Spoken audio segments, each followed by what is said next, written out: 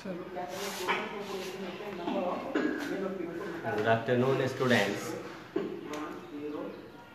Today, new chapter of class 10. Just I am going to start. It is the chapter named Acid, Bases and Salt.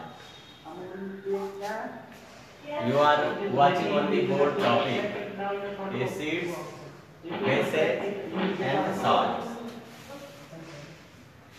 These are the three very important terms, and you are studying in previous classes also about the acids, bases and salts. First of all, you observe some of the chemical compounds which are acids, which are bases and which are salts. Example, HCl, HCN,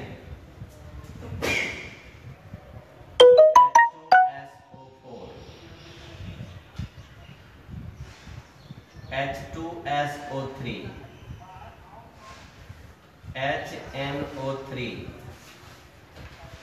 HNO2,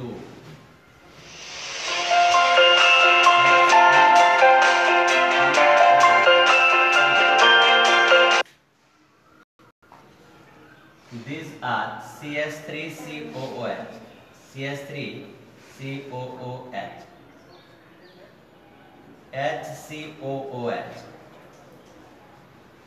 Okay, these are acids. Bases,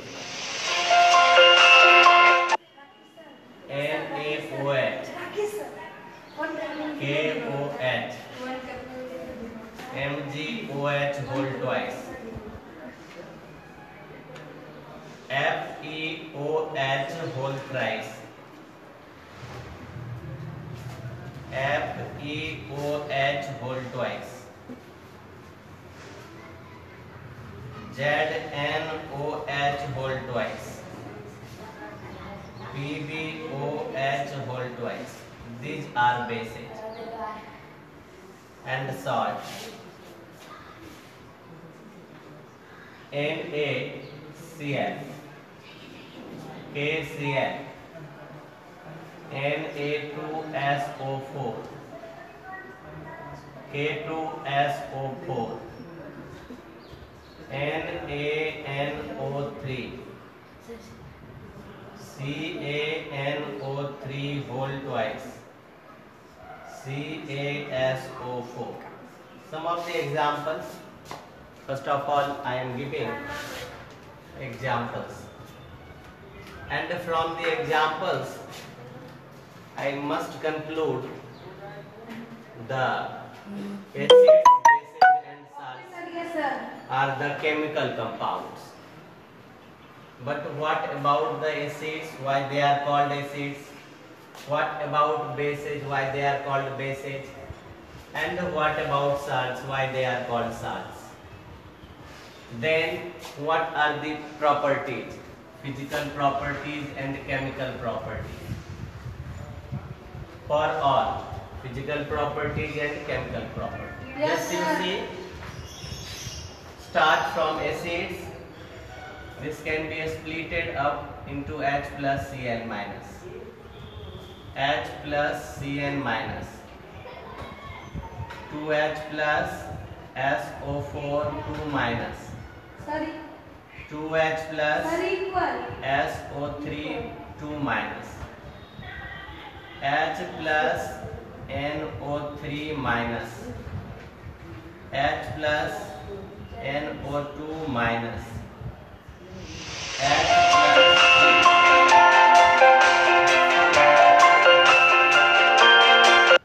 3 minus. Okay, what is the name of this? Just I am telling you, boric acid. It is boric acid.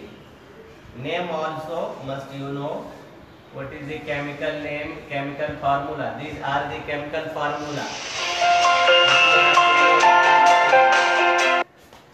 This is hydrogen chloride gas, and while hydrogen chloride gas, you see, this is hydrogen chloride gas. How can it be formed? When hydrogen gas and chlorine gas, okay, electrified, that means when electric current, high voltage electric current is passing through this mixture of the hydrogen and chlorine gas, then hydrogen chloride gas is formed. And while hydrogen chloride gas is sent, okay, this is the gas sent into water, okay, liquid, so it gives, you see, H3 O plus and Cl minus. This is called hydronium ion. Hydronium ion. So according to Seventh Arrhenius in 1887, there is a theory given by Seventh Arrhenius in 1887 that every chemical substance which are able to release hydrogen ion in water, as you have seen, ये जो hydrogen chloride gas है, it is able to release hydrogen ion in water or hydronium ion. Hydrogen ion is immediately converted into hydronium ion because hydrogen ion cannot be free. Hydrogen ion is not able to be in free state. That's why hydronium ion is formed. कभी भी आप ये ध्यान में रखो कि जो H plus ion में टूटता है HCl, तो H प्लस और Cl माइनस ये तो टूट जाता है, बट ये जो H प्लस है ये तुरंत क्विकली रैपिडली ये वाटर मॉलिक्यूल से रिएक्ट करता है और हाइड्रोनियम आयन का जो है वह निर्माण करता है। तो आप इस तरह से भी बोलोगे कि acids are those chemical substances which releases hydrogen ion or hydronium ion also, not only hydrogen ion बल्कि hydronium ion also. As you see, this is a hydrocyanic acid, sulfuric acid,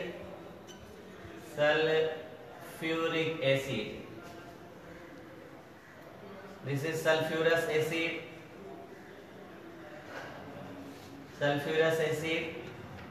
this is nitric acid, nitrous acid, boric acid and acetic acid. This is also called ethanoic acid,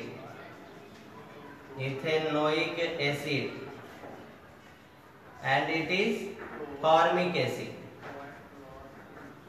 formic acid जो है वह क्या है कि चीटी अंत में पाया जाता है, एंटी इसमें पाया जाता है। फॉर्मिका से बना है ये formic acid, and you know just I would like to describe about the not only acids, bases also and salt. But first of all you see about the bases, basic concept of bases. bases देखिए आप क्या है. Yes sir. जब आपने acids के बारे में जाना कि एसिड्स क्या है, एसिड्स डेफिनेशन जानी, दोज केमिकल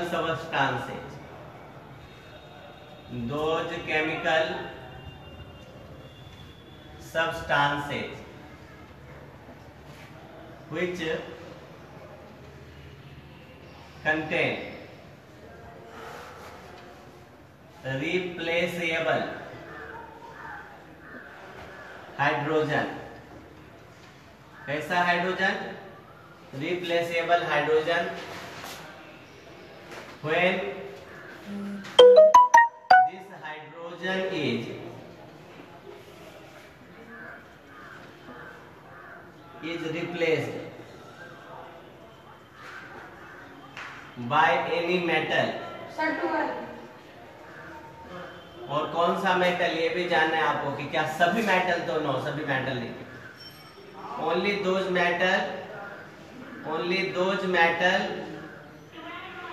सर 12 में which are 12. more reactive than hydrogen, they can only replace.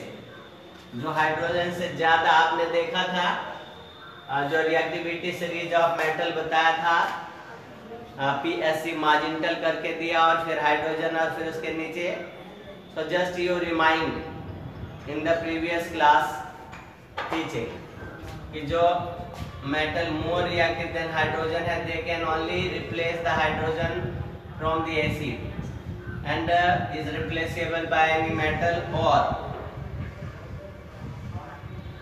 metal like sir 3 positive ion as ammonium NH4। ये मेटल तो नहीं है बट मेटल के जैसा काम करता है। टू फॉर्म, जैसे ही हाइड्रोजन हटेगा तो सॉल्ट बनेगा। 12. तो सच केमिकल सबस्टांसेज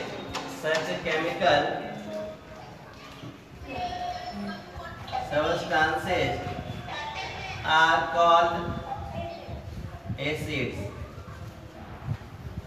जैसा कि हमने 10 to 12 जो है एसिड्स का एग्जाम्पल दिया। अब देखिए कि कैसे। देखिए Zn जो है वो हाइड्रोजन से ज्यादा रिएक्टिव है और जब सल्फ्यूरिक एसिड H2SO4 जो एक्वस है डाइल्यूट एसिड पढ़ेंगे और कंसंट्रेटेड एसिड पढ़ेंगे। ग्रेनुलेटेड जिंक जो है वो बहुत ही स्मॉल साइज का जिंक होता है और रेट ऑफ कंसंट्रेशन को इंक्रीज करता है। While zinc reacts with sulphuric acid it forms ZnSO4 salt। This is aqueous plus hydrogen gas is release. ये सॉल्ट है, ये सॉल्ट बनता है। तो सॉल्ट बना, जिंक सल्फेट, एक इनको रिप्लेस किया, हाइड्रोजन को रिप्लेस किया और हाइड्रोजन से ज्यादा रिएक्टिव होने के कारण जिंक उनको रिप्लेस कर दिया।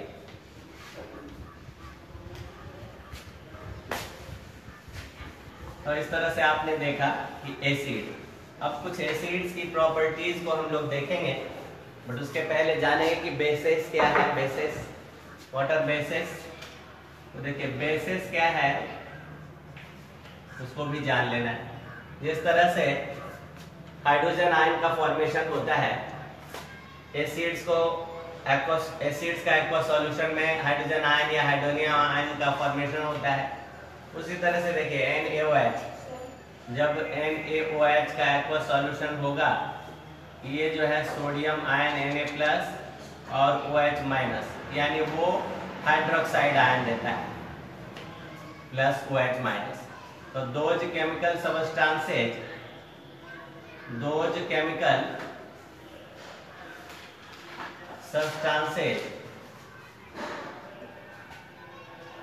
which provide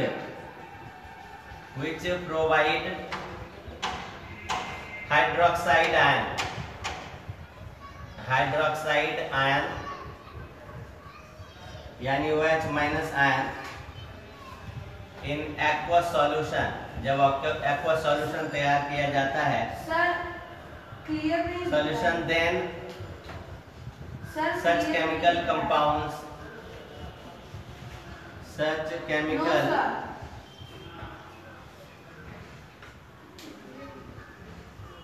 compounds are known as bases। Bases को दूसरे तरह से भी आप डिफाइन कर सकते हो कि बेसेज, और अनदर डेफिनेशन बेस का क्या है? Bases are those chemical substances chemical substances which reacts with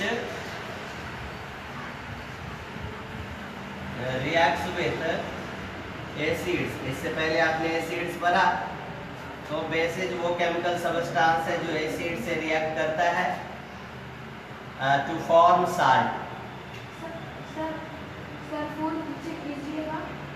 salt and water, salt बनाता है और वाटर बनाता है। देखिए हम बता रहे हैं आपको, एक NaOH जिसको हम लोग बेस के रूप में जान रहे हैं एक्वस, और हाइड्रोक्लोरिक एसिड। ओके, ये भी एक्वस है। ये फॉर्म करेगा Na और क्या है Cl, NaCl सॉल्ट हो गया, और H2O। तो इस तरह से हमने देखा कि बेसिस के एग्जांपल्स यहाँ पे आ गए। ये बेसिस का एग्जांपल है। आगे हम लोग बढ़ते हैं और फिर देखते हैं कि एसिड्स की प्रॉपर्टीज क्या है। तो आप देखिए properties of acids.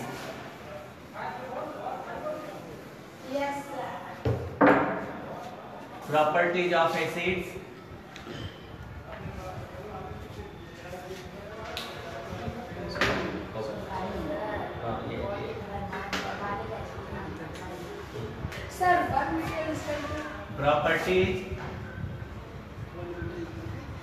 Properties of acids. इनमें देखिए पहले फिजिकल प्रॉपर्टीज। फिजिकल प्रॉपर्टीज आप देखिए फिजिकल प्रॉपर्टीज में क्या है कि फर्स्ट ऑफ ऑल देखिए कि कोई भी एसिड है, acid have sour in taste. जितने भी एसिड्स हैं उनके टेस्ट जो हैं वो सॉर होते हैं, खट्टे। जितने भी खट्टे पदार्थ यानी जितने भी पदार्थ खट्टे होते हैं, all the substances which have a sour taste, they are acids. Number 2, these acids are soluble in water, okay, in all proportion. Acids are soluble in water. But एक चीज है, जब आप एसिड को डालोगे, ये वाटर के साथ एक्सोथर्मिक रिएक्शन का एग्जाम्पल हुआ। The reaction of acids in water is exothermic. The reaction of acid in water is exothermic reaction. Exothermic, okay, यानी acid plus water, that means heat energy is released. Acid water, that means heat energy is released. अभी H3O का तो formation होगा ही, H3O hydronium ion तो ये देगा ही,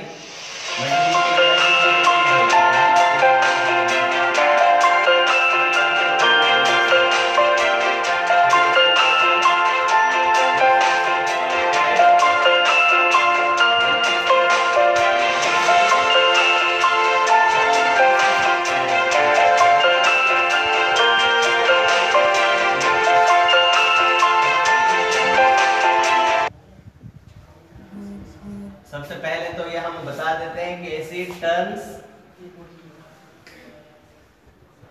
blue litmus red. Blue litmus red. हमें जानना है आपकी लिटमस है क्या। What about litmus.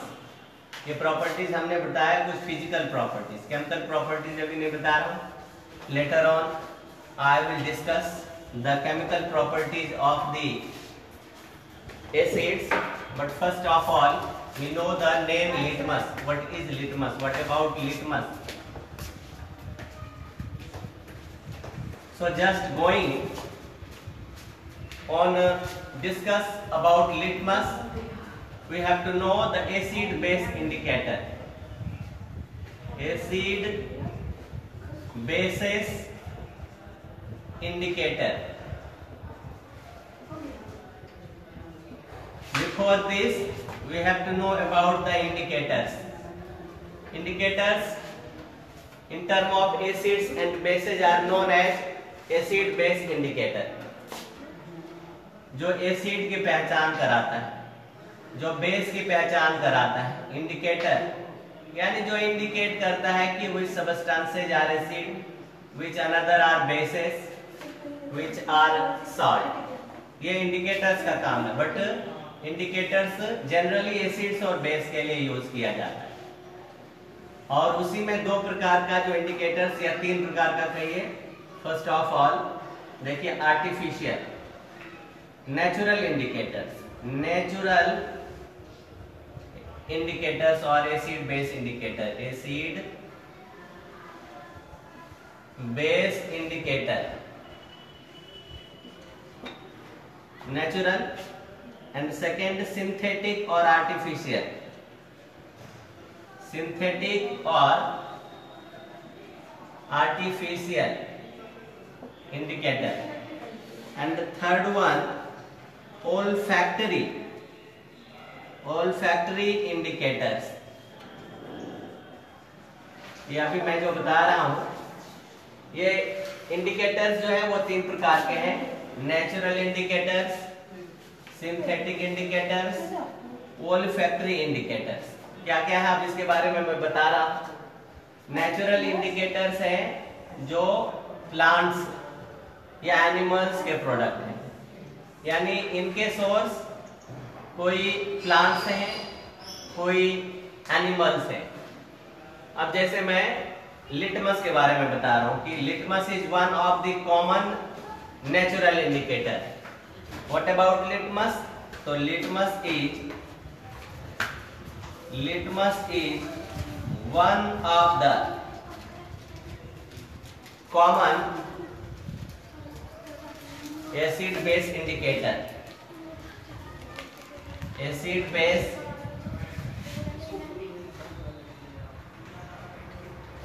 ये सारे बच्चे इसके बारे में जानते हैं कि ये कॉमन एसिड बेस इंडिकेटर है और किस तरह से इनका प्रिपरेशन होता है. How can it be obtained?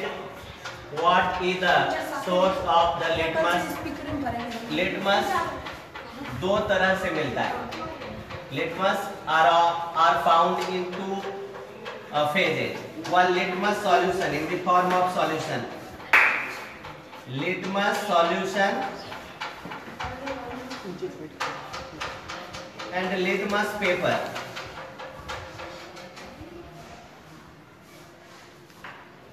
ये लिटमस जो कॉमन नेचुरल इंडिकेटर है, ये दो फॉर्म में पाया जाता है. एक तो सॉल्यूशन के फॉर्म में और एक पेपर के फॉर्म में. How litmus solution is obtained? तो litmus is obtained one of the symbiotic thallophyta group. Thallophyta group fungi और अलगी का ये कॉम्बिनेशन है. फंगी अलगी का कॉम्बिनेशन है जिससे ये प्राप्त होता है. ओके. और सबसे पहले तैयार करने के लिए लिटमस सॉल्यूशन को हम इसे बॉईल करते हैं. बॉईल करने के बाद ये सॉल्यूशन तैयार होता है, लिटमस सॉल्यूशन.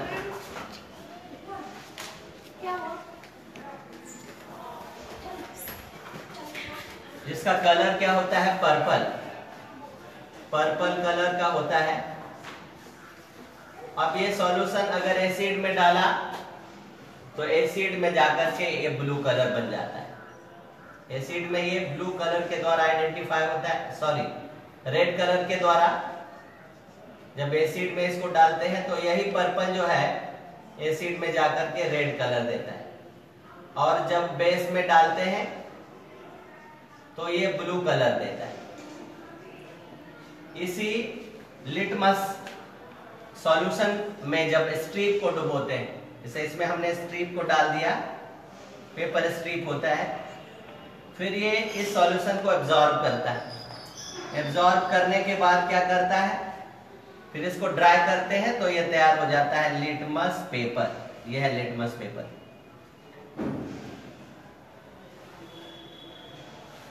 ओके। और जब फिर इस पेपर को एसिड में ले जाएंगे, ये हमारे पास में 3 प्रकार के अलग अलग सॉल्यूशन है। कलरलेस सॉल्यूशन, क्योंकि एसिड का कोई कलर नहीं होता है, ये सारे कलरलेस सॉल्यूशन है। 1 बाय 1 जब हम इस पेपर को ले जाते और जिस सॉल्यूशन ने इस पर्पल कलर के, ये पर्पल कलर स्ट्रिप है, purple colour strip, coloured strip, उसको अगर ये ब्लू कर दिया, ये कलर ब्लू कर दिया, that means this can be identify that this is base. अगर ये रेड कर देता, दैट मीन्स एसिड हो जाता। और अगर ये कोई चेंज नहीं दिखाता, दैट मीन्स कि ये न्यूट्रल सॉल्यूशन। सॉल्यूशन के 3 नेचर है, एसिड, एसिडिक और बेसेज और सॉल्ट। जैसे आप देखिए लेमन है तो ये भी सॉर इन टेस्ट होता है, इनमें सिट्रिक एसिड होता है, सिट्रिक एसिड। इसी तरह से हनी बी, जो बी है, जब ये स्टिंग करता है तो देखिए पैनिक हो जाता है। जहां पर भी स्टिंग करेगा वो जो हमारा स्किन है वो पैनिक हो जाता है। क्यों? क्योंकि वो हनी बी में एक स्पेशल काइंड ऑफ क्या होता है, एसिड होता है, जिस एसिड को वो इंजेक्ट करता है। और फिर हमें उसको दूर करने के लिए, उस पेन को, वो दर्द है, इरिटेशन है, उसको रिमूव करना है, तो हम क्या उस पर लगाते हैं, मरहम जैसा लगाते हैं। तो वो है सोडियम बाइकार्बोनेट, NaHCO3। एक्चुअल में वो बेकिंग जो पाउडर है, बेकिंग पाउडर में क्या क्या मिला रहता है, तो ये तुम्हारा हो गया बेकिंग सोडा NaCO3 और प्लस कोई भी एडिबल साल्ट होता है, एडिबल साल्ट, उसका ये मिक्सचर होता है।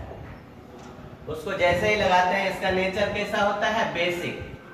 ध्यान दीजिएगा, इनके नेचर कैसे होते हैं, बेसिक होते हैं। कभी कभी आपने सुना होगा NH4Cl, सेल अमोनिया भी इसको कहते हैं, NH4Cl। तो जब कभी स्टिंग करता है, स्कॉर्पियन वगैरह, हम इसका यूज करते हैं। क्यों?